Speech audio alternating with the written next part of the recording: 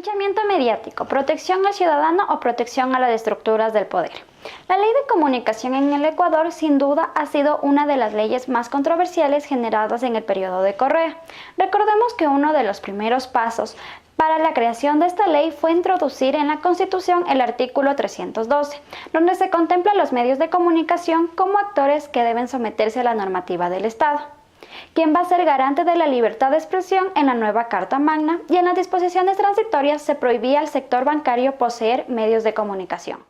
Esto debido a que los medios de comunicación eran tradicionalmente pertenecientes a una élite bancaria, como por ejemplo, el grupo Ceballos Balda era propietario del Metropolitano, el grupo El Juri de Telerama y los hermanos Isaías eran dueños de los medios de comunicación como Gamavisión, TC Televisión y Telecentro. Ahora bien, el segundo paso para legitimar esta ley de comunicación se dio a través del referendo constitucional y consulta popular de Ecuador realizado en el 2011, en donde la pregunta 3 y la pregunta 9 hacían claramente referencia a este tema. Estuvo claro que desde el inicio la creación de esta ley de comunicación y de su órgano regulador, la Supercom, tuvo muy mala pinta y muy poca aceptación por parte de los periodistas y de los dueños de medios de comunicación,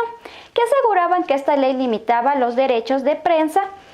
Claramente estos se basaban en el parámetro sobre el ranking de libertad de prensa, en donde se evidenciaba que los países que tenían una ley de medios como Venezuela, Argentina y Ecuador claramente presentan menor libertad de prensa a consideración de los otros países que no tienen una ley de medios.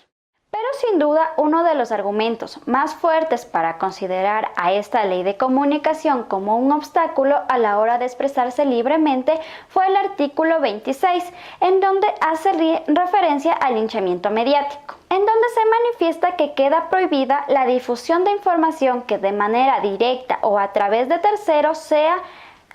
producida de forma concertada y publicada reiteradamente a través de uno o más medios de comunicación, con el propósito de desprestigiar a una persona natural o jurídica y reducir su credibilidad pública. Los periodistas serán sancionados mediante medidas administrativas que serán aplicadas por la Supercom, en donde se debe emitir la debida disculpa pública y que la misma se publique en los medios de comunicación demandados. Esta figura del linchamiento mediático fue traído a la palestra por la ex asambleísta María Augusta Calle, quien aseguraba que la sanción no solo debería ser normativa, sino que también debería tener una aplicación judicial. La misma noción también lo expresaba la ex asambleísta Jimena Ponce, quien aseguraba que esta figura del linchamiento mediático tiene como objetivo proteger al ciudadano de la difusión de información que pretende de manera sistemática desprestigiar a una persona y que lastimosamente esta práctica ha estado ocurriendo. Tal es el caso que en ese entonces, durante el debate de esta ley de comunicación,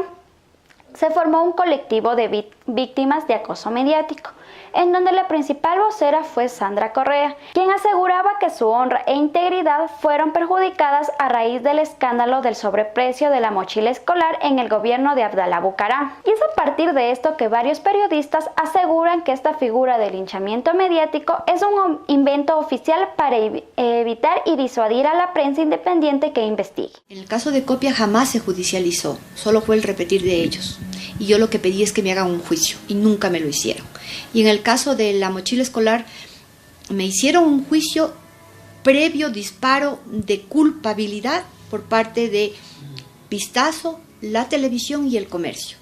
Y nunca buscaron la versión contrastada. Para poder contrastar mejor esta información, se realizó 2 entrevistas a expertos sobre el tema, en donde el abogado Luis Calero, quien está vinculado al proceso de la Supercom, nos explica que claramente el objetivo de este artículo es cuidar la imagen y la honra del ciudadano, que puede quedar expuesto a nivel nacional por ser mencionado reiteradamente en los medios de comunicación,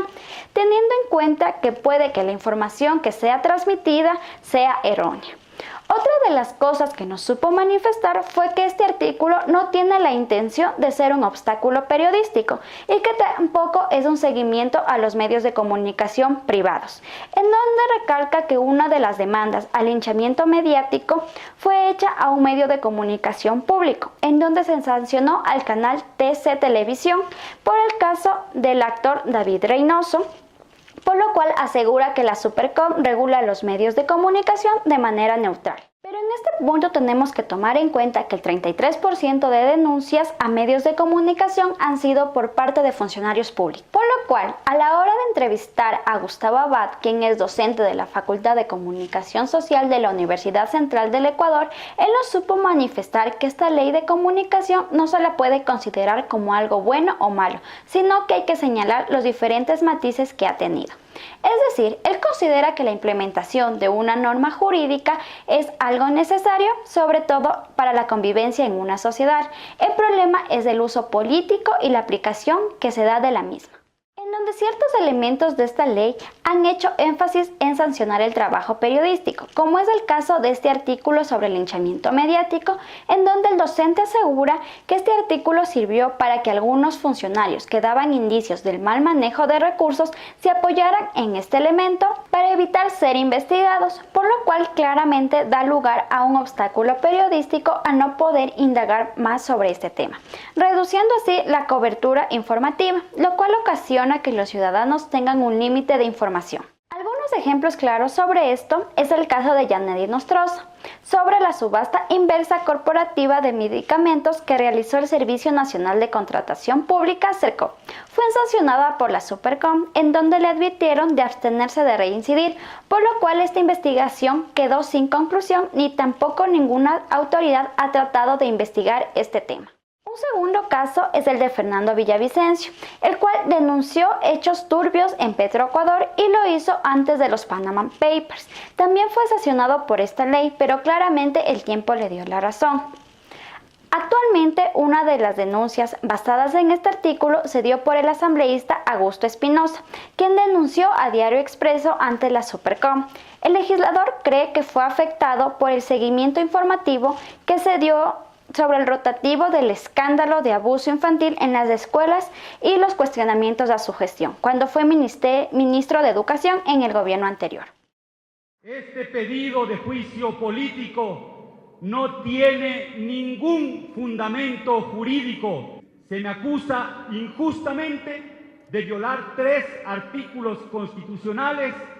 y uno de una norma de rango inferior. Por lo cual podemos ver que existe un uso político de esta figura del linchamiento mediático, en donde una de las principales consecuencias es la autocensura, donde se reduce la cobertura informativa de instituciones y funcionarios, lo cual limita a los ciudadanos de información de interés público. También se vuelve un obstáculo a la hora de denunciar actos de corrupción, ya que al momento de darle seguimiento y difusión periodística, varios funcionarios pueden alegar linchamiento mediático, esconderse detrás de eso y así evitar una investigación más detallada.